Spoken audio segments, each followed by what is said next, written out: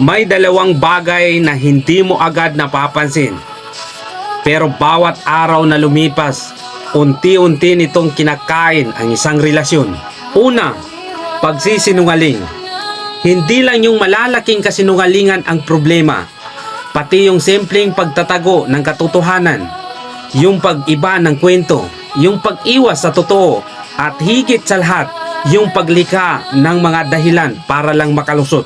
Sa una parang maliit lang, pero habang tumatagal, doon nagsisimulang mabuo ang pagdududa. Pangalawa, pagtatago. May mga bagay kang hindi sinasabi sa taong nagmamahal ng tapat sa iyo, sa taong nagrespeto sa iyo, at higit sa lahat nagtiwala, na dapat alam niya. Yung may kinimkim kang sikreto, kahit alam mong makakasakit kapag nalaman niya.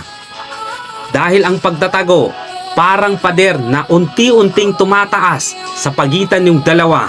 Dahil sa relasyon, hindi sapat ang pagmamahal lang. Tiwala ang tunay na pinakapundasyon.